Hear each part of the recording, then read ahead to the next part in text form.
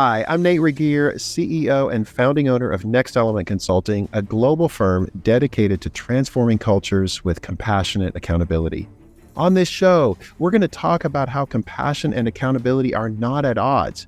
And I'll teach you 3 switches to power up your effectiveness as a leader. And finally, how compassion and accountability can be applied even during times of war, and much more. Stay tuned.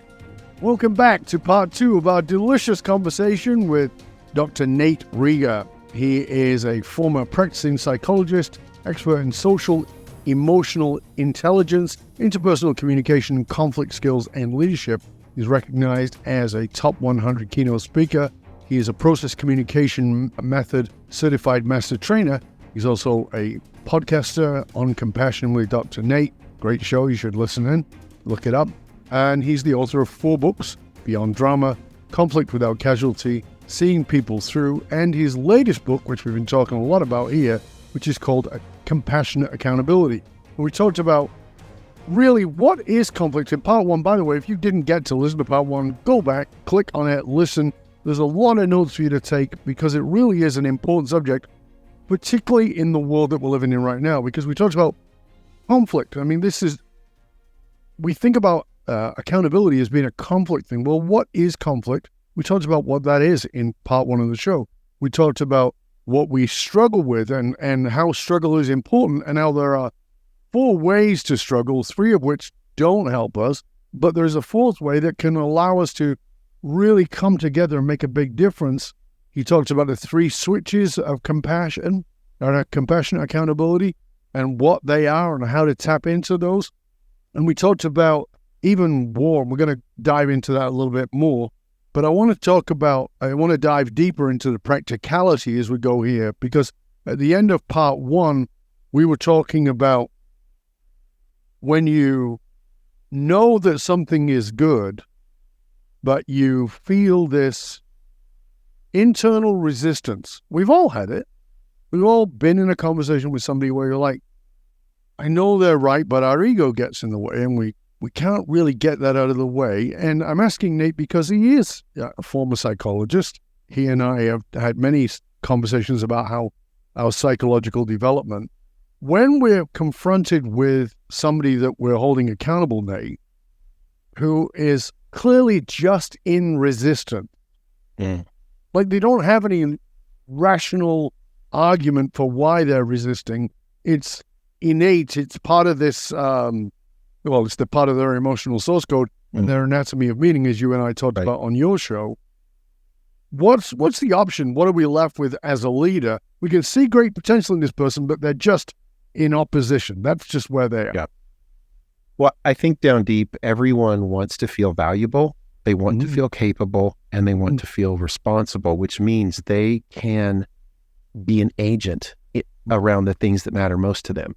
So what if we approached every conversation saying, how can we have this conversation that affirms value, affirms capability, and affirms responsibility? Because everyone wants that. So let's say, let's take an example where I hold myself accountable, where I screw up. Let's say I'm a white male. I'm ignorant about a lot of things. There's a lot of things I don't understand. Let's say in a conversation, I say something and I know I've put my foot in my mouth. As soon as the words come out of my mouth, I'm like, oh my gosh, I can't believe I just said that. And I bet you so-and-so is so upset. Right. Well, so my next question is, okay, if I'm valuable, what does that mean? Well, it means my intentions are okay. I can say my intentions were good. If they're valuable, what does it mean? Well, they deserve to be respected as a human being. And what I did didn't do that. Right. If they're capable, it means that they have information, knowledge, perspective that it would be invaluable to me if I could get it. If I'm capable, it means I can be part of solving this if I try. If we're both responsible, it means that I need to account for my behavior. And if they're responsible, it means that we are committed to a relationship that's better. So I go to them and I come clean and I say, I felt so awkward and embarrassed after what I just said because something about it in my gut said that was wrong, and I'm not sure I understand what I did. So I want to hear from you about your experience. Will you share with me what that was like, what happened? because at the end of the day, I'm committed to our relationship being close, whatever that takes. And I'm willing to make the changes that I need after I learn from you. That conversation affirms that we're both valuable, capable, and responsible. It's not blaming. It's not me saying, oh, mea culpa, I'm such a loser. I can't believe I did that. I'm just as valuable as you. But it's also not saying, hey, I'm my bad if whatever I said offended you. I'm sorry you're so sensitive. Both of those would be horrible, inappropriate ways to not take responsibility. But in that situation, I also ask that person to step up and will you tell me, will you educate me, will you share with me what I need to do?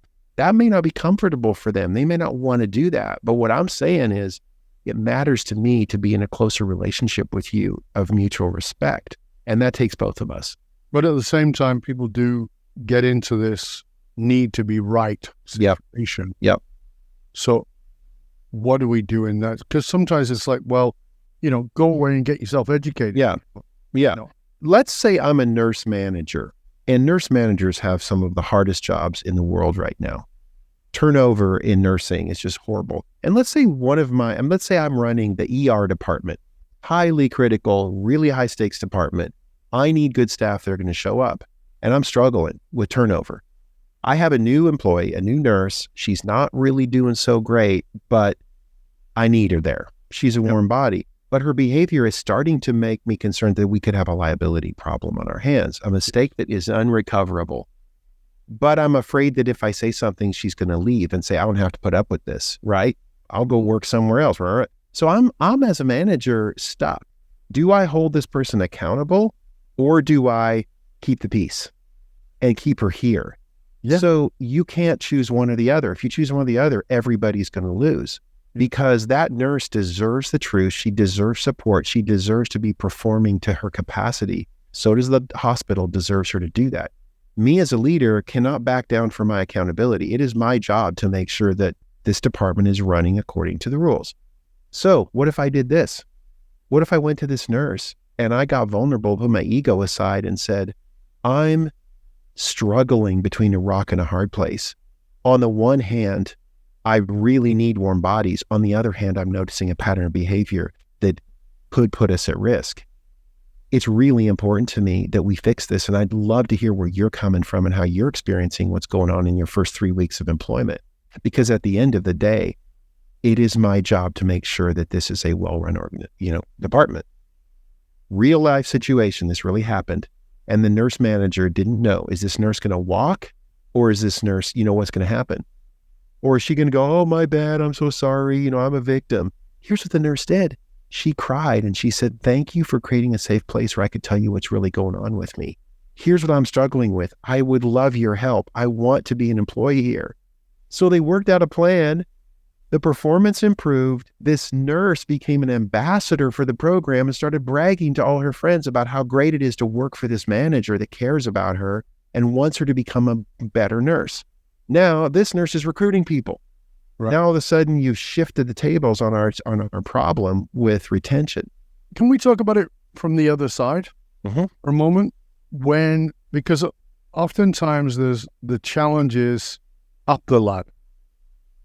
And what I mean by that is it's the senior partner, it's the C-suite individual, and the person underneath them, or maybe it's a co-partner who is looking at them and going, we've given you a lot of room because you are so senior. Yeah. We've given you a lot of space. We love you, still love you, but the behavior is crazy, destructive, and you've always got, because you're the leader, you've always got a million excuses, and you've gotten way more leeway than anybody else. Right. How does that, let's say, co-partner or somebody who is directly holding them accountable or directly wants to hold them accountable, but it's like, such a senior person. How do they do that? Well, this is a common situation when we work with senior leadership teams. And often the problem first comes up in a private coaching session where we've been talking about these concepts, and one of the leaders comes to us and says, okay, I'm starting to see what's happening here, and I don't like it. And usually the first thing we talk about is, well, how is it that that person continues to get away with it? Who's participating in this? So who is not being accountable for their own behavior that allows that? And why are we doing it? Am I taking too much responsibility for their behavior, which is why they don't have to? A senior physician, a surgeon that's making $13 million, in a quarter says, I get to do whatever I want. I don't have to do my paperwork because I'll just walk if you don't like it. And it really begs the question of the hospital, do you want to stand for what you believe in? Do you want to have standards and values, or are you going to let somebody jerk you around because they don't want to step up and toe the line? But the real question is they don't know how to have the conversation to say, you are valuable. We care about you. We want you to be the best person you can, and we're not going to compromise. We're here to help you get your paperwork done, but we won't tolerate it not being done any longer. It's so much so that we're willing to lose $13 million to preserve the dignity of our organization and to show that we respect our people and our patients. I think it's often a really great challenge with somebody who is so senior. Yeah. Because, I think it's very natural for people to assume that we're talking about holding people accountable because you're senior. Yeah. But it also works the other way.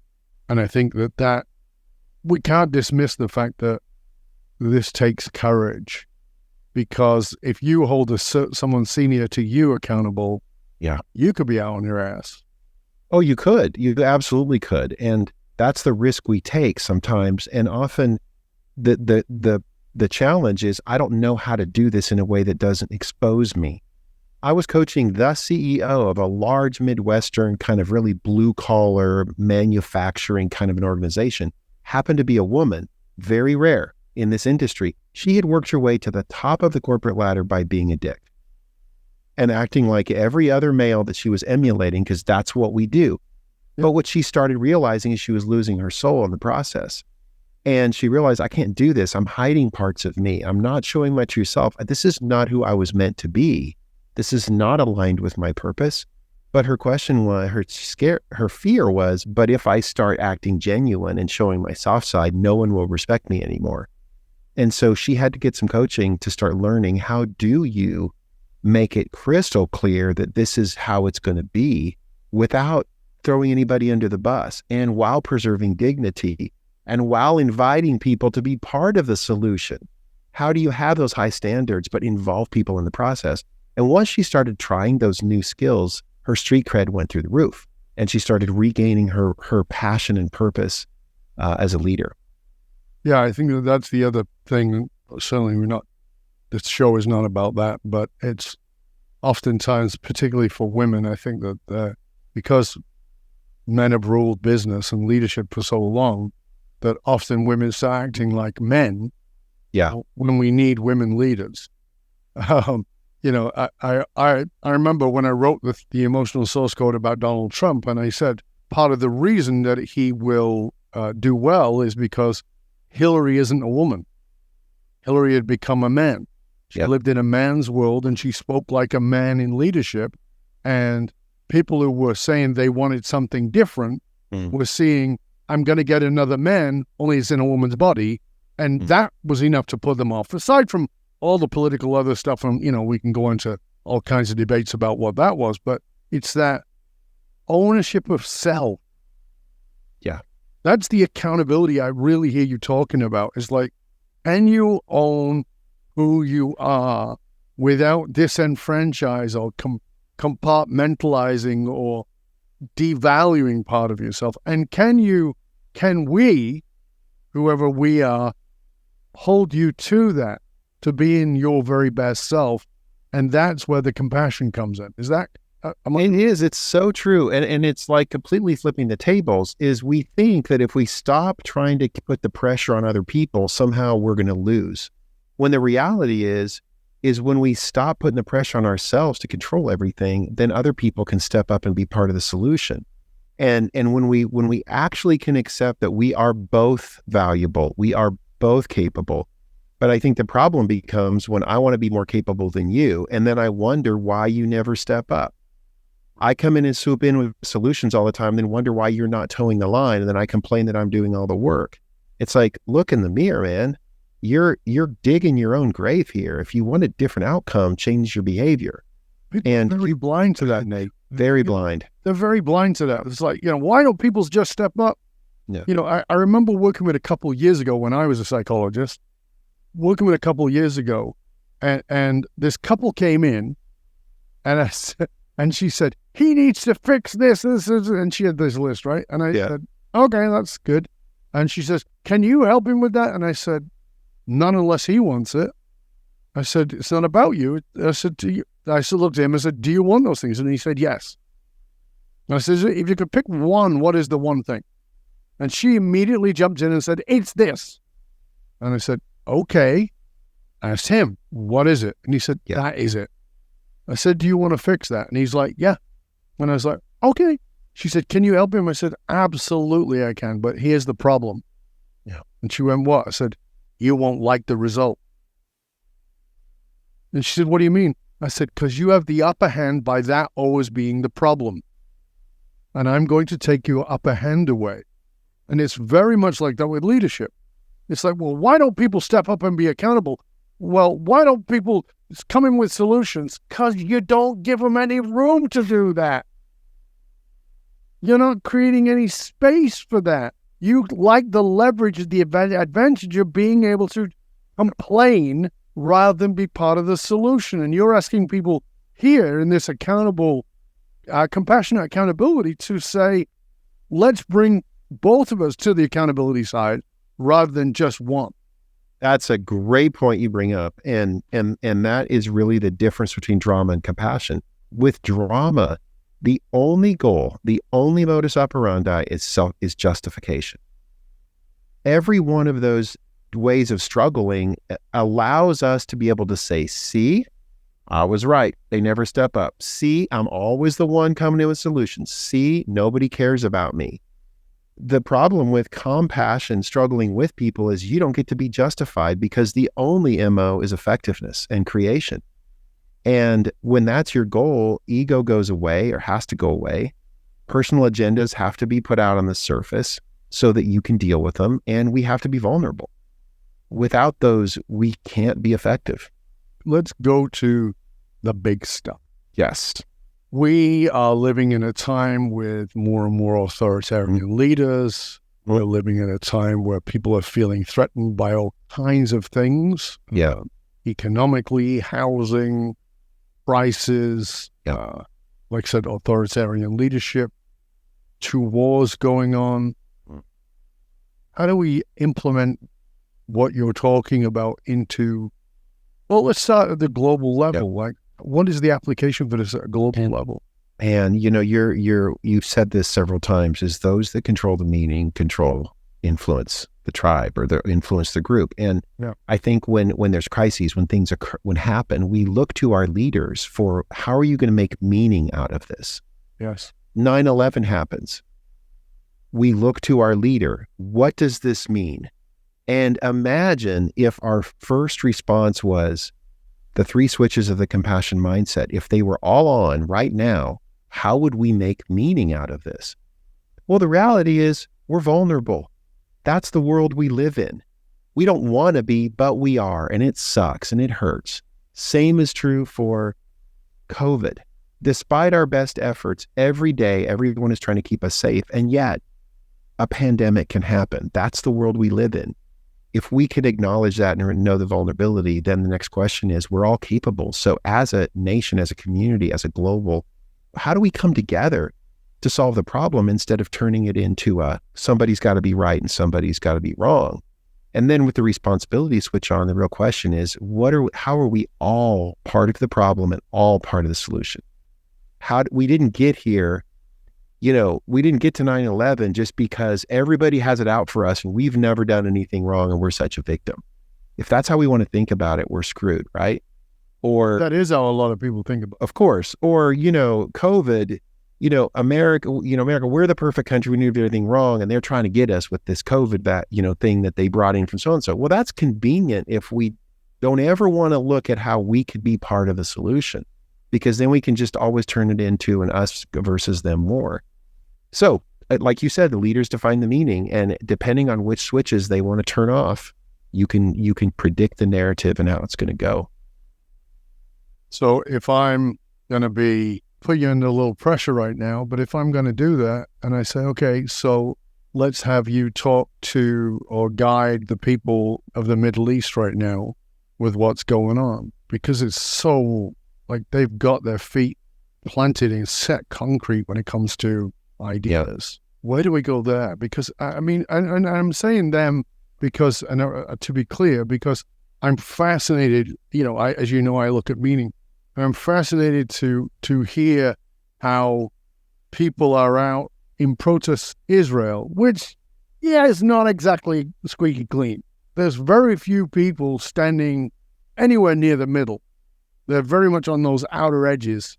That's why I'm asking you the question, because I think that a lot of the time it's just very easy to paint everybody black or everybody white, everybody right or everybody wrong. I think with your emotional source code, we carry with us these deep, deep, deep beliefs and arguments that we're seeking to justify all the time with our behavior. And we can kind of keep them at bay now and then, but then maybe something happens or something escalates or something gets public, and all of a sudden we now need to justify that core belief through our behavior. And in that moment, we stop seeking effectiveness. We stop thinking long-term. We stop thinking about the fact that after this is all over, we're still going to be a whole bunch of humans having to live together. And you can't get rid of that. But yet, I think we have to honor the beliefs and the values because they give us meaning. So we can't just say, this is a dumb belief, or you need to get rid of this belief because it's only causing problems. I think we have to aspire to what is the higher unifying principle always, to which we can both be accountable. And I know great negotiations, great, that's what they try to do. But, I don't know, there's people a lot smarter, a lot more experienced than me in the middle of this, but there's also, we can step back and say, wow, isn't it interesting how we let our own egos, our own unfinished business in our past dictate how we affect the lives of millions of people. Mm-hmm. And I think that's a very compassionate response, because the bottom line is you, me, whoever we are, every one of us is coming at whatever it is, the issue with your kids not eating dinner, or whether it's the war in the Ukraine or the war in the Middle East. We're all coming at it with our biases. If I'm walking down in New York City and I'm walking in a subway and I witness someone spray painting anti-Semitic statements or images on a wall, and it's just me and that person, probably the most compassionate thing I could do is to walk up to that person and say, I can tell this means a lot to you. You're very passionate, so passionate that you're willing to do this at the risk of getting caught. What are you most afraid of? What are you most worried about? What keeps you up at night? And stay curious and build a relationship with that person, and probably come to find out that it might be not what we thought or more than we thought. Or what if we had a relationship and we could sit down and start talking about what's going on in our world and what are the things you want to be different? What kind of world do you dream about for your grandchildren? When you walk up out of this subway, what do you want to be different in 5 years? And what role do you want to play in that? Because I also have kids and I care about these things. So having conversations, building connection, eventually getting to that place. So what are we each going to do when we walk up those steps to make the world a better place that's really not about what you just wrote on the wall? But it would have to start with me putting my ego inside and not saying, I can't believe they're so anti-Semitic. We need to stop that. We need to make greater rules. It's like, go build a relationship. Get curious. Yeah, I couldn't agree with you more. As you know, this is my religion, curiosity. And I'm often saddened by the lack of that. That's why I say it's a good religion, because it encompasses everybody, allows everybody. And if we turn our value switch on and we decide that I'm more or less valuable than you are for whatever reason, there's no reason to be curious anymore. So when the value switch is on, we can be curious, and that's when capability blows up to be able to create the new solutions. Nate, this has been an intriguing, fascinating, and delicious conversation. I love our conversations, mate. Thank you for all that you bring. Thank you for the difference you and your team are making in the world. in the world of leadership, I really do appreciate it. I want you to know that. I also want to make sure that people know where they can find the book. I said the book, but your many books. Find out more about you, hiring your organization, or the podcast or whatever it is. Please tell people where they can find out more about those things. Thank you. Like I said, next-element.com. You can also, if this word compassionate accountability is stuck in your head, you can type in compassionate accountability book and it will come up also. Our goal is to transform cultures with compassionate accountability, and everything from organizational assessments to coaching, consulting to leadership training. We strive for transformation of cultures, not just events.